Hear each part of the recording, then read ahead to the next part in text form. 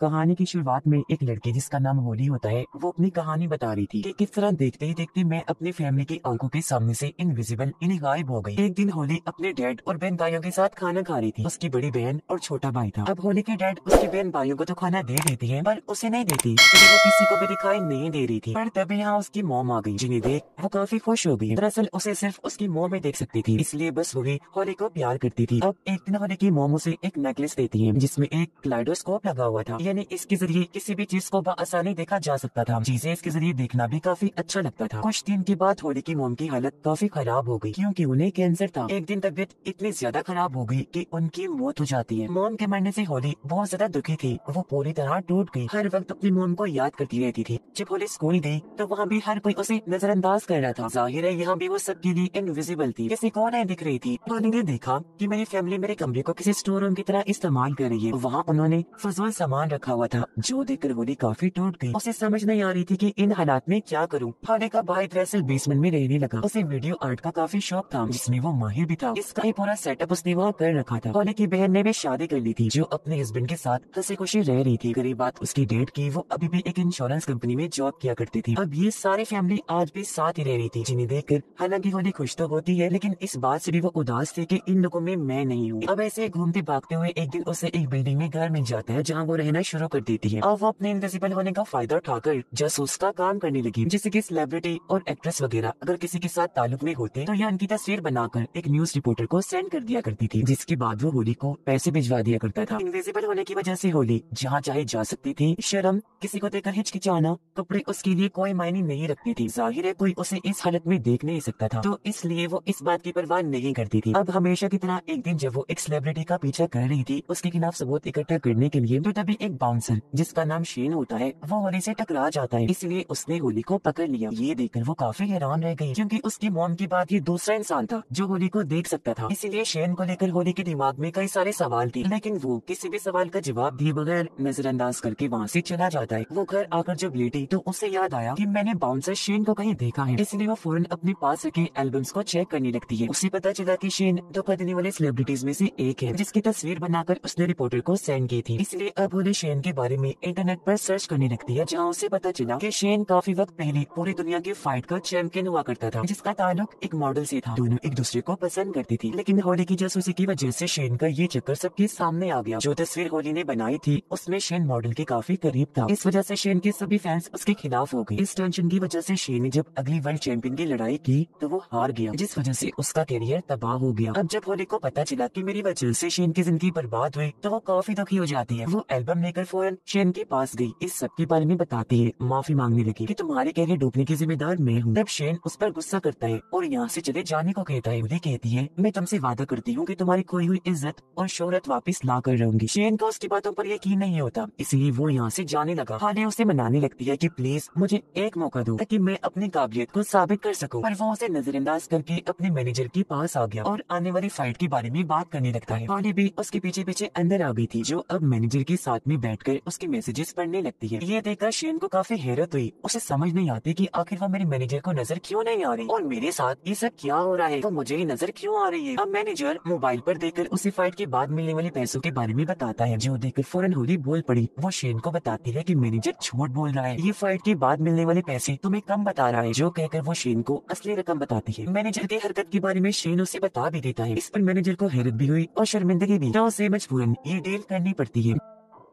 ये दोनों बाहर आ गई। यहाँ शेन सच में होली की महारत देखकर काफी हैरान रह जाता है। पूछने पर होली उसे बताती है कि मैं सिर्फ तुम्हें ही नजर आ रही हूँ। ये सुनकर शेन काफी हैरान रह गया और वो होली की बातों पर यकीन नहीं करता। तब होली अपनी बातों को ठीक साबित करने के लिए सामने से आने वाली एक गाड़ी के आगे आकर खड़ी हो जाती है। इससे पहले गाड़ी उसे टकराती, शेन सामने आकर होली को पकड़ के साइड में कर लेता है। अपनी तरफ से उसने होली को बचा लिया था, पर ड्राइवर ने गाड़ी रोक दी, जो शेन को ही सुनाने लगता है, क्योंकि होली उसे कहीं भी दिखाई नहीं दे रही थी। इस बात से शेन को अब कहीं न कहीं लगने लगता है कि होली सच में सबको दिखाई नहीं दे रही। होली उसे कहती है लगता है हम किसी वजह से एक दूसरे से जुड़े हुए हैं, तो हमें एक दूसरे की मदद करनी चाहिए। इस पर शेन उससे बात करने के लिए कहता है कि कल तो मेरे घर पर आ जाना, डिटेल से बात हम वहीं करेंगे। उसके वहाँ आने पर शेन का डॉग भी नहीं भौंकता, जो देखकर अब शेन को पूरी तरह यकीन हो गया था कि हाँ सच में वो इनविजिबल है। वो फिर होली को अपनी कहानी बताने लगता है कि जब मैं छोटा था तो मेरे सौतेले डैड ने घर से मुझे निकाल दिया था। घर से निकलने पर लोगों ने मुझे तंग करना शुरू कर दिया, जिस वजह से मैं हर वक्त परेशान रहने लगा। तब इस सबसे बचने के लिए ही मैंने फाइट करना शुरू कर दी और बस तब से लेकर आज तक मैं फाइटर ही हूँ। वो फिर बताता है कि आज मेरी एक जगह पर फाइट है जो देखने हॉली में जाती है, लेकिन जब वो $300 के लिए शेन को लड़ता हुआ देखती है तो फाइट की बात उसे कहने लगी कि तुम्हें इससे बड़े लेवल पर फाइट करनी चाहिए क्योंकि तुम इतने काबिल हो कि तुम्हें उस मुकाबले की जरूरत है। जिस पर शेन कहते हैं मगर मुझसे लड़ने के लिए कोई भी फाइटर तैयार नहीं है क्योंकि मेरी फाइट में कोई भी टिकट नहीं खरीदेगा। ये सुनकर होली जब घर आई तो इंटरनेट पर मशहूर फाइटर्स की लिस्ट को चेक करने लगती है। उसे एक ऐसी फाइटर के बारे में पता चला जिस पर नशे की दवाई लेने का इल्जाम था। ये देखकर होली इंटरनेट से नशे की उस दवाई की तस्वीर लेकर उस फाइटर को सेंड करती है। ब्लैकमेल करने लगी कि अगर तुमने शेन से फाइट ना की तो मैं इस बारे में सबको बता दूंगी। जिसके बाद वो शेन के पास आ गई। थोड़ी ही देर में शेन के पास उसके मैनेजर की कॉल आई जो उसे बताता है कि वो फाइटर तुम्हारे साथ फाइट करने के लिए मान गया है जो नशे वाली दवाई के इल्जाम में था, जिसने पहले शेन से फाइट करने से मना कर दिया था। पर अब होली की ब्लैकमेलिंग का उस पर असर हो गया तो वो मान गया था। अब ये काफी बड़ी खुशखबरी थी जिससे शेन काफी हैरान भी था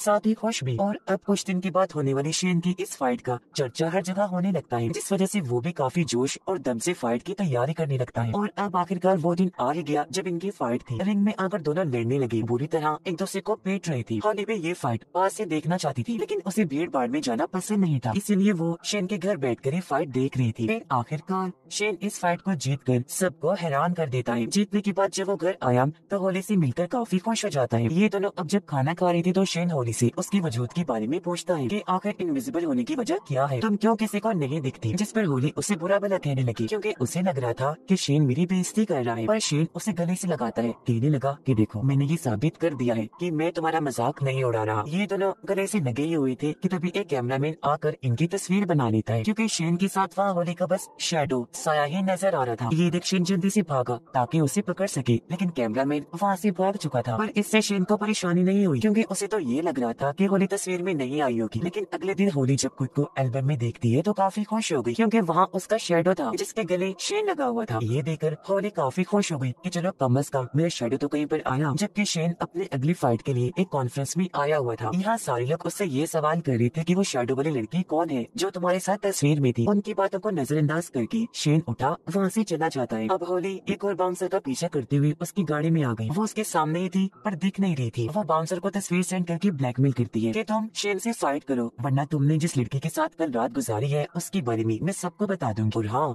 तुम्हें ये फाइट हारनी होगी। ये देखकर बाउंसर को गुस्सा नहीं आया बल्कि वो हंसने लगा, इस शर्त के लिए मान जाता है।